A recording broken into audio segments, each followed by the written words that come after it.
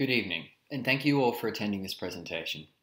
Today I will be discussing the Deepwater Horizon oil spill of 2010, a disastrous case of corporate negligence that released millions of litres of oil into the Gulf of Mexico, caused 11 deaths and inconceivable environmental damage. Furthermore, I'll examine domestic and international responses to prevent similar incidents in the future. The explosion. The Deepwater Horizon was a floating oil rig owned by oil drilling company Transocean and rented by British Petroleum that was located 66 kilometres off the coast of Louisiana. An explosion occurred on April 20, 2010, when drilling in the seabed below, a blowout occurred, causing a series of explosions that engulfed the vessel in fire. 11 deaths and 17 injuries resulted from the explosion.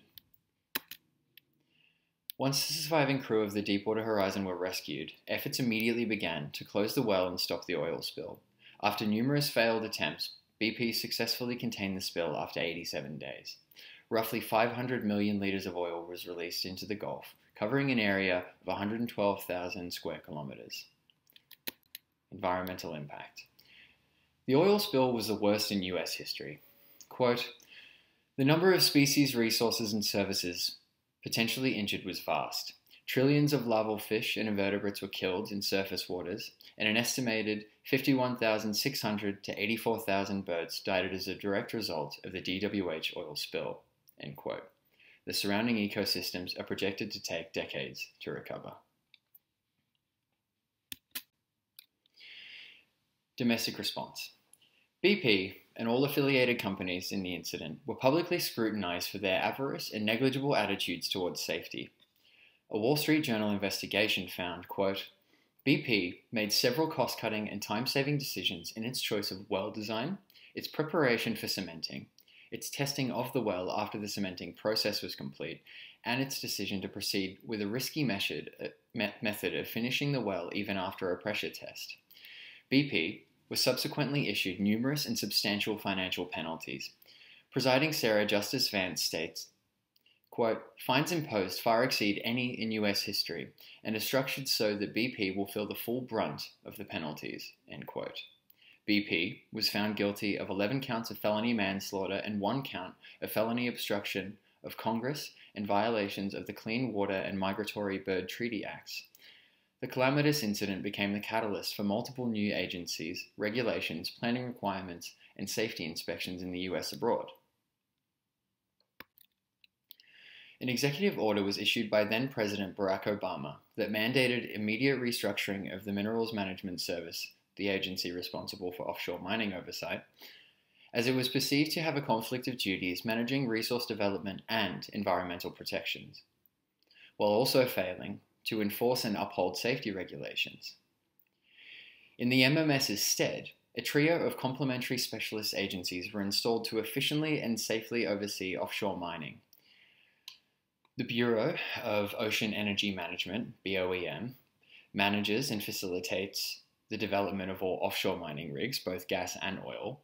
It is also principally responsible for ensuring economic environmental accountability is upheld by all clients in the energy sector. The Bureau of Safety and Environmental Enforcement, BSEE, inspects all rigs, facilities, equipment, and personnel for adherence to environmental and safety regulations. It immediately launched, quote, "the most aggressive and comprehensive reforms to offshore oil and gas regulation and oversight in history," end quote. Finally, the ONRR ensures all revenue collected from natural resources is distributed back to the state. The Obama administration's response to Deepwater Horizon also involved the amendments of the Oil Pollution Act of 1990, namely the liability cap increase, a clause that holds at-fault parties financially responsible for cleanup costs due to corporate negligence. The Restore Act 2012 distributed all fines and penalties paid by GP to the ecological restoration programs for the Gulf Coast and created the Gulf Coast Ecosystem Restoration Council. Furthermore, certain provisions were recommended to grant greater power and funding to the BOEM, BSEE, and ONRR. International responses. Unsurprisingly, the Deepwater Horizon incident garnered global attention and BP was justly vilified. It also immediately stoked concerns from numerous countries regarding their own offshore drilling facilities, regulations, and environmental practices.